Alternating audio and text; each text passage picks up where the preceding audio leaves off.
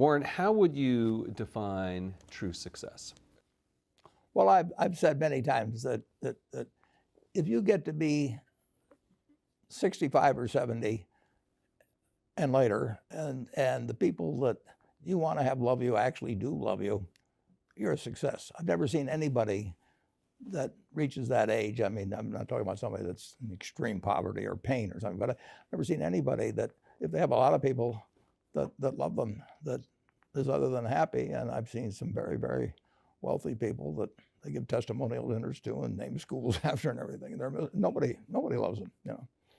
Their own kids would say, he's in the attic, you know. They never came.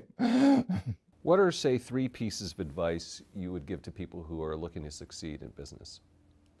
Well, by far the best investment you can make is in yourself. I mean, for example, communication skills. I tell the students that come that they're going to graduate schools and business, and they're learning all these complicated formulas and all that. If they just learn to communicate better, and both in writing and in person, they increase their value at least 50%. And, I mean, if you can't communicate, somebody says, you know, it's like winking at a girl in the dark. Nothing happens, you know, basically. And you have to be able to get forth your ideas, and that's relatively easy. I did it myself with the Dale Carnegie course.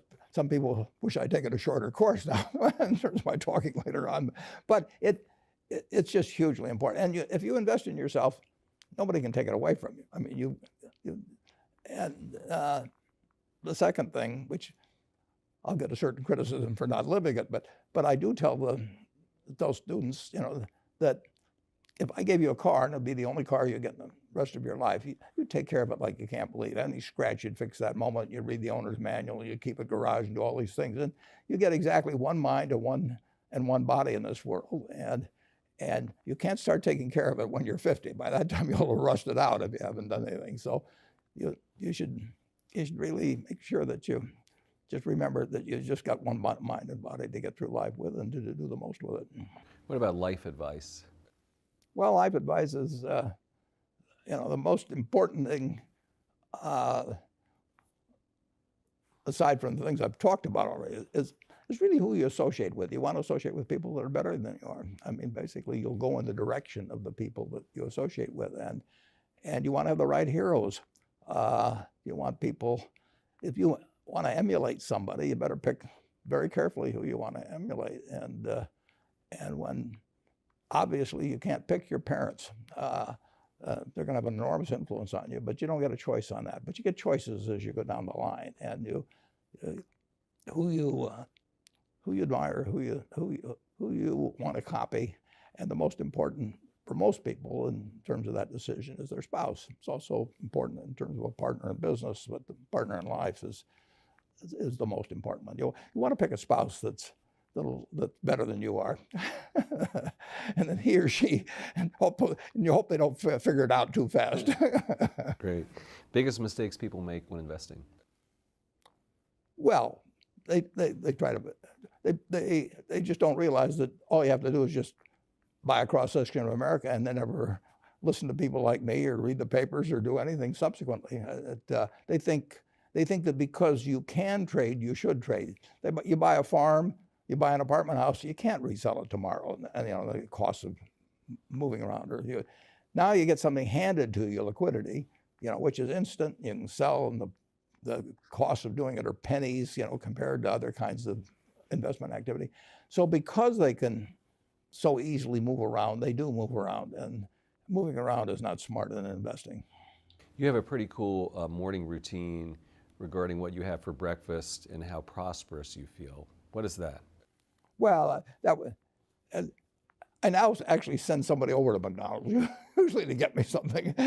Since the publicity I got from earlier describing my habits at McDonald's, I now have somebody go in the office, but that was more for entertainment value. I actually eat exactly what I like to eat. If I liked it on my 6th birthday, at my 6th birthday party when we had hot dogs and hamburgers and Coke and ice cream with chocolate, I still like it. And I don't care about anything subsequently. I discovered it all by the time I was 6.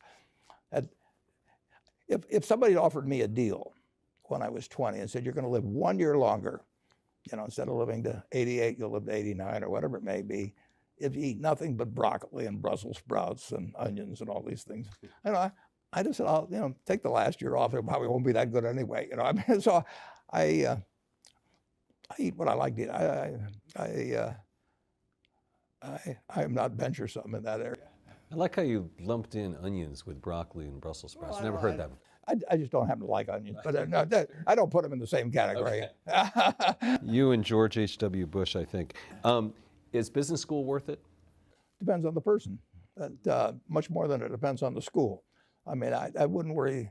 Some people are going to get a lot out of advanced education, and some people are going to get very little. And I don't even think it's important that every person go to college at all. I mean, we have all kinds of jobs at 70 or so thousand a year, or 80,000 a year, that college training is not of use. And I actually was not keen on going to college myself. Yeah, my dad kind of jollied me into it. He could get me to do anything. But if they'd had an SAT test in those days, he would have taken the test for me. but because I knew I could have a good time, and I liked investing, and I didn't really feel I could read the books. So I don't, it's a big commitment to take 4 years, and the cost involved, and maybe the loans involved, and everything. And I think, depending on what your interests are in life, I don't think it's for everybody. I think it's for a lot of people, but there ought to be a reason you're going, and I didn't really see much reason. All right, last question. So lightning round. So there's a few. Do you ever drink water? Only under duress. What is your favorite all-time song, Warren? It's undoubtedly, it's My Way. What about movie? Favorite movie? Well, I like The Bridge on the River Kwai because of there were a lot of lessons in that. Plus, it was enormously fascinating. Catchy tune, also. Pardon me? Catchy tune, also. Yeah, Right. Very. Right. But the ending of that was sort of the story of life. He created the railroad, and did he really want the enemy to come in across it? Got it. Favorite book?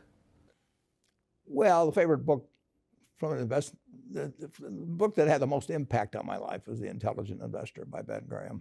I knew you were going to say that. Favorite TV show?